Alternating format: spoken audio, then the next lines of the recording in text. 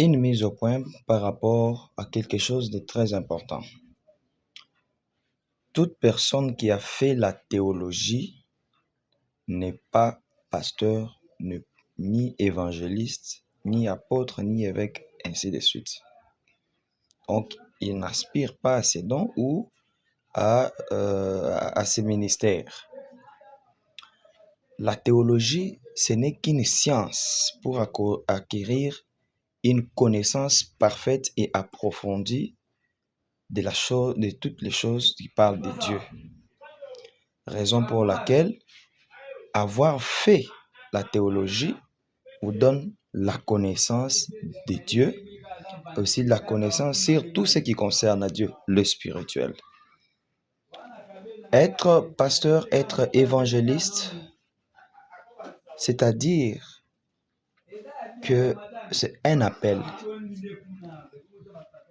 Un appel que Dieu nous appelle.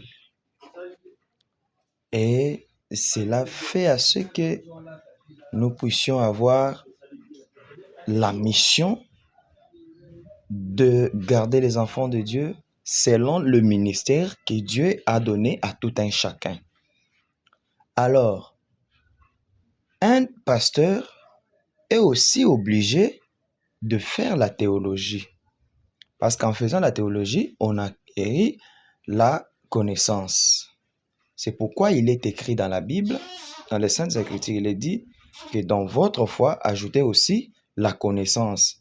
On ajoute la connaissance pour plus d'informations. Un homme de Dieu, un serviteur de Dieu, pasteur, évangéliste, apôtre, évêque, ainsi de suite, qui est formé, peut bien mener le service sacerdotal sans se tromper. Alors, on devient pasteur, on devient évangéliste, on devient évêque, ainsi de suite, par un appel. Je pense que prochainement, nous allons parler de l'appel. L'appel se passe d'une manière ou d'une autre. Il y a plusieurs manières où Dieu appelle ses serviteurs. C'est-à-dire les serviteurs de Dieu sont appelés à lui servir.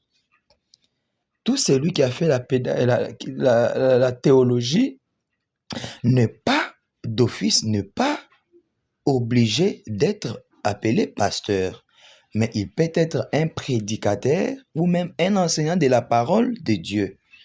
Il a la connaissance, il peut prêcher la parole de Dieu, il peut avoir reçu aussi les dons de prêcher, il peut prêcher, mais il n'est pas forcément appelé pasteur, évangéliste, évêque, ainsi de suite. Alors, c'est pourquoi nous devons tous, étant enfants de Dieu, étant serviteurs de Dieu, ajouter aussi la connaissance.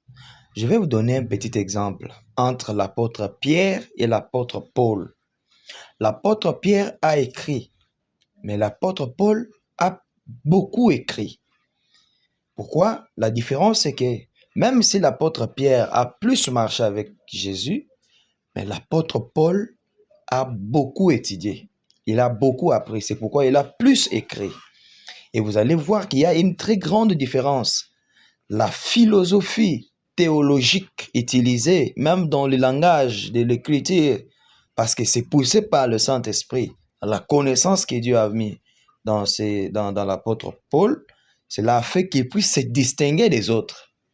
Raison pour laquelle, même tout serviteur de Dieu, pasteur, évêque, ainsi de suite, nous devons aussi apprendre, c'est-à-dire faire la théologie, avoir une connaissance approfondie. Alors la différence, c'est que toute personne qui a fait la pédagogie n'est pas la théologie plutôt n'est pas forcément un pasteur, un évêque non plus. Mais un pasteur peut faire la théologie. Donc un pasteur peut être un théologien. Un évêque peut être un théologien. Un évangéliste peut être un théologien. Mais un théologien n'est pas forcément un pasteur ou un évangéliste, ainsi de suite. Que Dieu vous bénisse. Ne s'aimez pas des confusions.